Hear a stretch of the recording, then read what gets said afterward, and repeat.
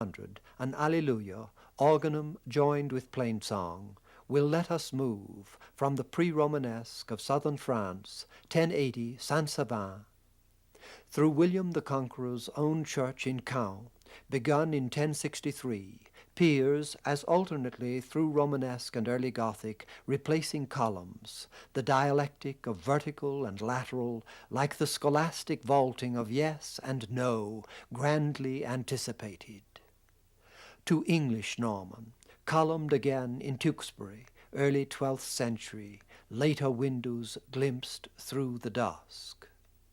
Though we would need more music than we have, records recovered from the still vibrating molecules of those church walls, to distinguish the musical stages of Romanesque.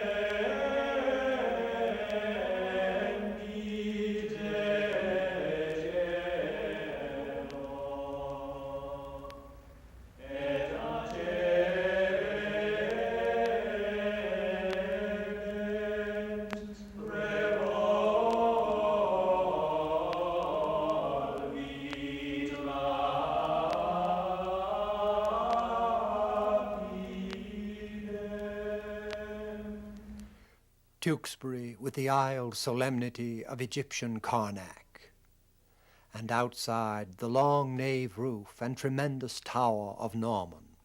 How much French history was enacted north of the Channel. The Anglo-Norman scribe of the Roland, Anselm, Archbishop of Canterbury, Marie de France, also of England, the play of Adam, chief relic of 12th century drama.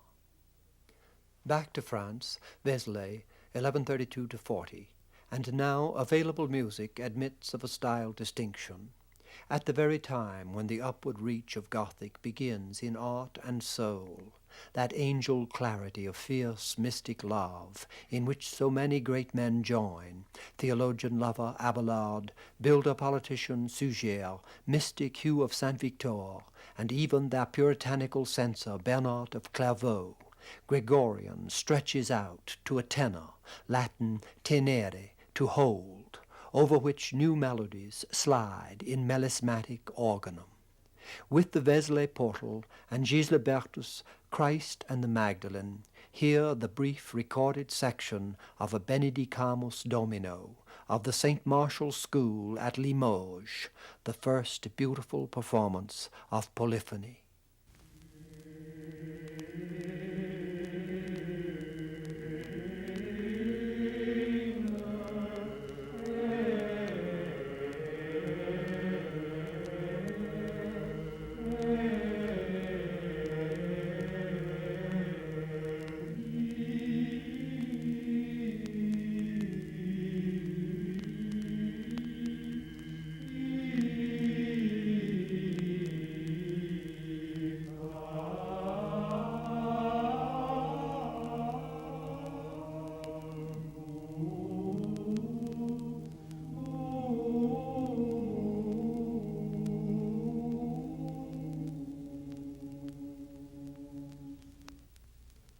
Here is Hugh of Saint Victor, early 12th century, in praise of love, De Laude Caritatis. You have great power, O love. You alone could draw God down from heaven to earth. How strong is your bond with which even God could be bound. You brought him bound with your bonds. You brought him wounded with your arrows. You wounded him who was invulnerable. You bound him who was invincible. You drew him who was immovable. The eternal you made mortal. O love, how great is your victory. Set that celebration of love's paradox against its ultimate source. Socrates, taught by Diotima in the Symposium, of which this Hellenistic relief survives, where Plato invokes Eros just to avoid the paradox of the divine and earthly. What then is love? He is a great spirit, the mediator who spans the chasm which divides the divine and the mortal. For God mingles not with man, but through love all the intercourse and converse of God with man, whether awake or asleep, is carried on. The eternal you made mortal. O love, how great is your victory! What lucent contradictions have opened stained glass windows in the dark, since the Socratic search for rationality. In southern France, and soon after in the north, the love of woman, its poetry and music, are caught up in the same mystical fervor. Perhaps the best-known troubadour song is that high chivalric one by Bernard de Ventadorn of the 12th century, the lover's envy when he sees the lark, as she beats her wings with delight against the sun, lose herself and fall in the sweetness that goes to her heart. Canve la laucetta mover, de joie sas alas contra el rai, que s'oblith es laissa chasser per la douceur qu'al cor li vai. In the dearth of secular art, we hear it with the Moissac prophet holding a scroll, both pierced by timeless ecstasy. The improvised accompaniments are lost, and efforts by later groups, Binkley and so forth, to supply them, make us treasure the solo refinements of Max Miley, or hear Mertens of the Brussels Pro Musica Antiqua.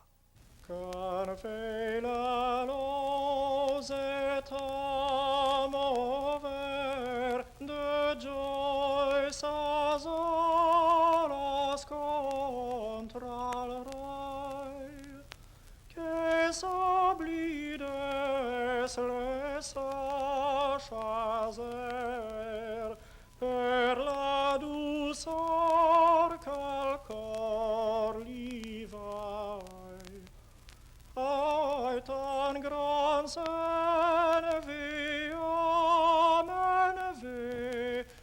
in Troubadour Love, in the burning love of Mary, second Eve, a new species of joy possesses Europe. Meravilos ai car de se, lo cor de desirer non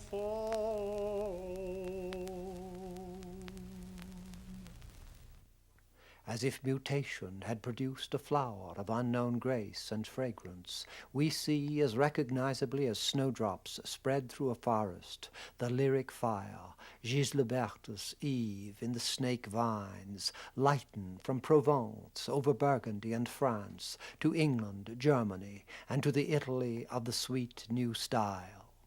For early 12th century France, Abelard and Eloise draw both loves to a flaming core. That the man, condemned by St. Bernard for logic and rationality, this man has no mind to believe what his reason has not previously argued, would later stand for medieval passion, sacred and profane, hints at the sheer ambivalence of that intellectual fire. A likely conjecture that the supreme Latin love poem of the time, the Dum Diane Vitrea, in its richness and freedom, may be one Abelard sang for Eloise, and heard sung after him by admiring scholars. From it we cull 3 phrases. When the gleaming lamp of Diana is kindled, late at the rosy light of her brother, and west winds bearing fragrance wander the ether ways of heaven, Dum Diane Vitrea sero lampas oritur, et a fratris rosea luce dum succenditur, dulcis aura zephiri spirans omnes aeteri. The sounds of water on pure sand, and of a mill-wheel turning round, steal oblivious eyes from the light. Murmurari vorum per arenas puras, circulares ambitus molendinorum, qui furantur somno lumen oculorum. Sweet is the passage from love into sleep, but sweeter the waking from sleep to love. Hey quam felix transitus amoris ad soporem, sed suavior regressus sopores ad amorem. From the Gerocroits at the close of the Dark Ages, identification with the human Saviour matures to this Lavaudieu head of 1135. And again it is Abelard who, in his epical poem on Good Friday, at the condemned close of his own life, voiced the personal theory of atonement, which, as Waddell says, his century branded as heresy, and which is the beginning of modern theology. Alone to sacrifice thou goest, Lord, solus ad victimam procedis, Domine. From northern Spain at the same time, which shares with France the passions of pre-Gothic, such human participation melts with tenderness the archaic figures of the Silos reliefs. As with Abelard, the sin which required Christ's sacrifice is taken up, deeply and personally ours. Nostra sunt, Domine, nostra sunt crimina. That spirit is confirmed in the 12th century Passion windows of Le Mans, this Poitiers, then Chartres. Why must thou suffer torture for our sin? Abelard's answer is to fast as with Christ in the grave. Heavy with weeping may the 3 days pass to win the laughter of thine Easter day. So Dante would himself descend on Good Friday and rise the 3rd day. We stand here at the source not only of Protestant theology, but of the realistic incarnations of Christian art, the impersonation of the Easter trope which engendered Western drama. Quem queritis in sepulchro, O Christiculae? Whom do you seek in the sepulchre, O women of Christ? Jesum Nazarenum crucifixum, Jesus of Nazareth crucified. Non est hic, surrexit, ite nunciate. He is not here. Go and announce that the Lord has risen. That earliest St. Gall example is of the time of the Gerocroits, but by the 12th century the sacred play has developed as startlingly as, in this other 1140 relief from Silos, the burial of Christ indicates its entire realistic bent and pre-Renaissance soul. As in Abelard, the inward change has been made. It would take centuries to elaborate the techniques of the earthly. But this martyred Jesus, the mourning Marys, the sleeping gods below, stand on the threshold of the 1400 humanization which heralds the Renaissance, the Norwich School resurrection, say, toward which the arrow of Romanesque awareness is drawn. How many strands of the Western soul are already spun into the fabric of the time of Abelard? In that fabric, indeed, forces opposed become the warp and woof of one awakening. Even Bernard of Clairvaux, 1090 to 1153, faith-centered watchdog against progress, was so borne on the individual and passionate tide that he seems a source of reformation with the Christ-imitating piety of its arts. Small wonder he was already at odds with Abelard, most daring precursor of Renaissance. Reformation and Renaissance, a warring identity, joined in the larger empowering of man and world. Though Reformation's drive toward renewed Christianity would counter the classical claims of reason and taste. St. Bernard not only hunts down what he calls heresy, Abelard, Arnold of Brescia, William of Conches, and the rest, he attacks the now wealthy monasteries of Cluny for the size and extravagance of their churches, then as richly colored and jeweled as they are still recognizably carved. What profit is there in those ridiculous monsters, that deformed comeliness, that comely deformity, those half men and fighting knights, those hunters winding their horns?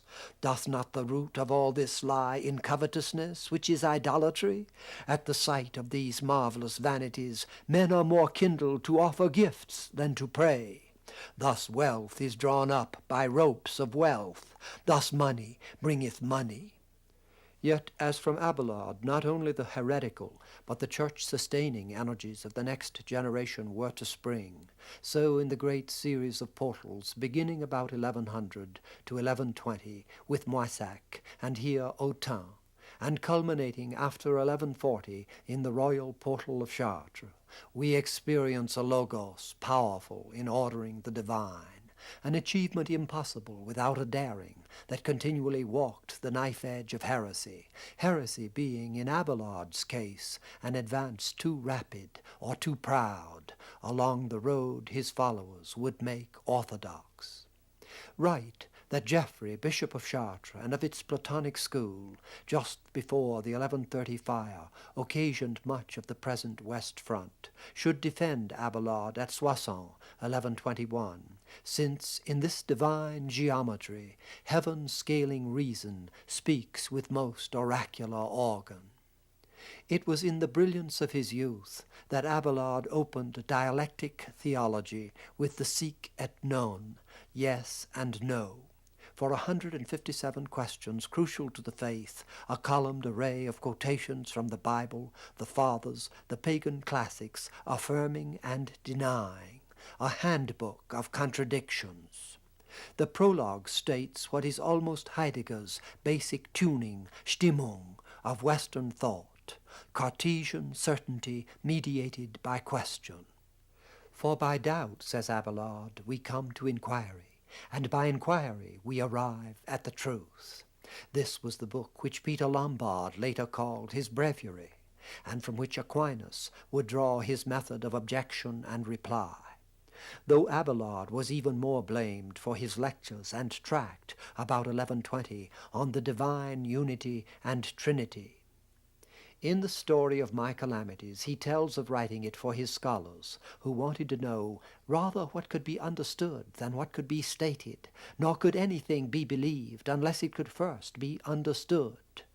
Bernard could hardly ignore such a reversal of Augustine's "believe that you may understand, crede ut intelligas."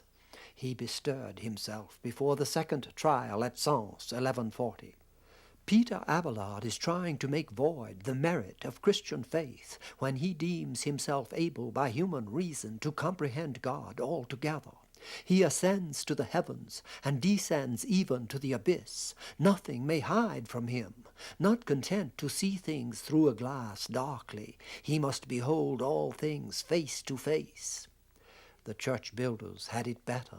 They were not tried for heresy, despite their daring or Bernard's disapproval, though the geometric analysis of the west front of Chartres, revealing the three superimposed modules and harmonies of the 1145 and 1194 constructions with the 15th century taller spire, leaves no doubt how far those architects trusted Whitehead's unbridled reason of the Middle Ages in proclaiming the divine. That formulation of the Trinity, which Bernard called heretical, he savours of Arius when he speaks of the Trinity, the faith of the righteous believes, it does not dispute, is most briefly and beautifully expressed in the close of Abelard's hymn for Saturday Vespers, O quanta qualia sunt illa sabata. With what measured glory the logic of God becomes the flesh of the poem in the untranslatable mastery of Latin syntax. To the Lord of forever, praise evermore, from whom all, by whom all, in whom all are, from whom are Father is, by whom are Son, in whom are Spirit of Father, Son, one. Perenni Domino, perpes sit gloria, ex quo sunt, per quem sunt, in quo sunt omnia, Ex quo sunt pater est, per quem sunt filius, in quo sunt patris et filii spiritus. To that intellectual precision, apparent even in translation, Bernard's hymn, Jesu Dulcis Memoria, within the same style horizon, is diametrically opposed. Jesu dulcis memoria, transfera cordis qualia, sesu temere mia, eius dulcis presentia. In this puzzling saint, the old dilemma of faith crops out, selfless humility and dogmatic pride. Arnold of Brescia, whom Bernard had thrown out of France, accused him, John of Salisbury reports, of being a pursuer of vain glory, one who envied all who were not of his own school. Yet the hymn shows simple piety and childlike faith, so childlike indeed that it evaporates in translation, leaving the obvious sentiments of later religion. It begins, Jesu dulcis memoria, dans vera cordi gaudia, sed super me let omnia, eius dulcis presentia. Jesus, sweet to recall, the heart's joy in essence, more than honey and all, the sweetness of your presence. Bernard's key word, faith, is also crucially changing. Like some 12th century Madonnas, filled with the sensuous actualizations of person, as if his Christ were to be apprehended by taste, while the melody, against modal Gregorian, moves like a Protestant hymn by harmonic chords. Sit nostra in gloria, per contra semper secula.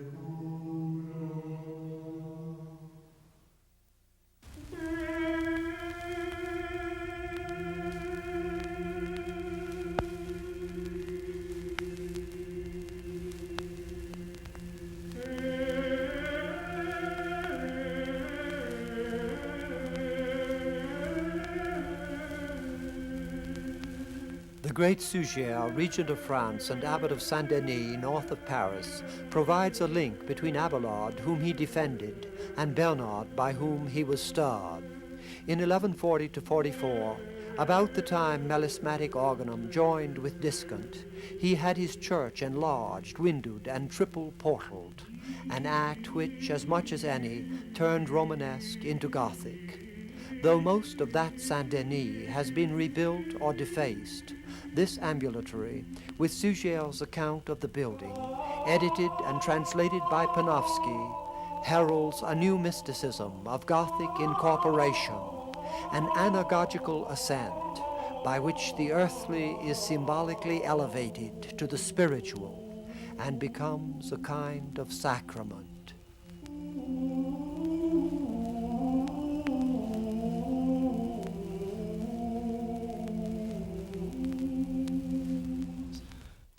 It is hard, in any period, to call one man of the past and another of the future. Bernard's backward-looking inspires another future of penitential reform.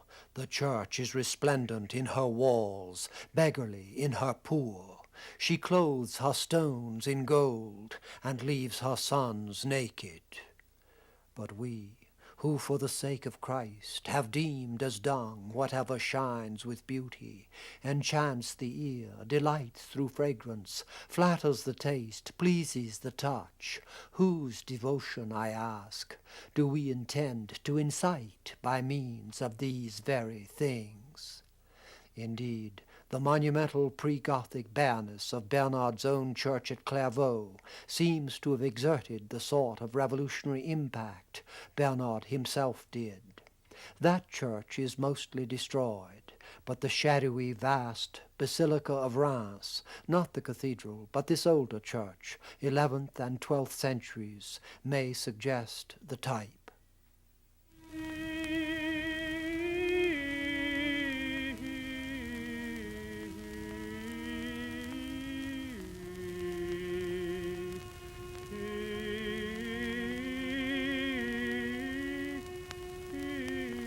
It was Bernard's passionate rephrasing of the Dark Age question, which Suger's church, here a chapel of the ambulatory, was made to answer.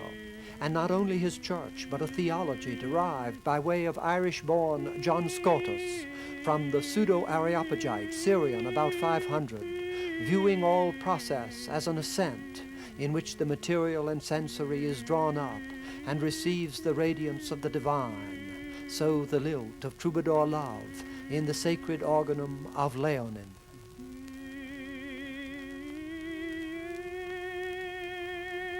Here is a passage from Suger, which becomes a jeweled window, itself lighting 100 and more years of the mystical fabric of Gothic.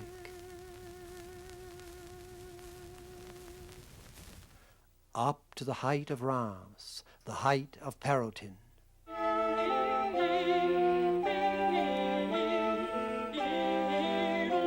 When in the beauty of the house of God, the loveliness of the many-colored gems has called me away from external cares, I see myself dwelling, as it were, in some strange region of the universe, which neither exists entirely in the slime of earth, nor entirely in the purity of heaven, and that by the grace of God I can be transported from this inferior to that higher world in an anagogical manner.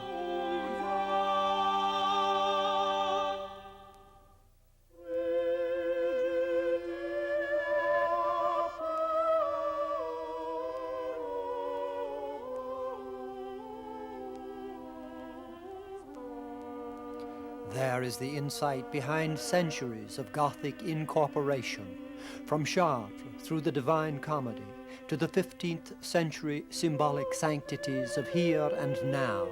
This Dufay, with Van Eyck's Madonna in a church, where, as Panofsky has noted, the light that seems so actual falls from the north, as on Dante's earthly paradise.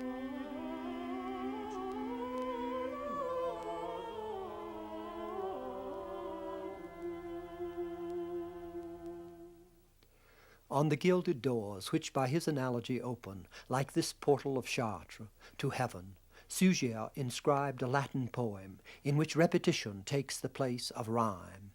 For the splendor of the church that has fostered and exalted him, Suger has labored for the splendor of the church. Bright is the noble work, but be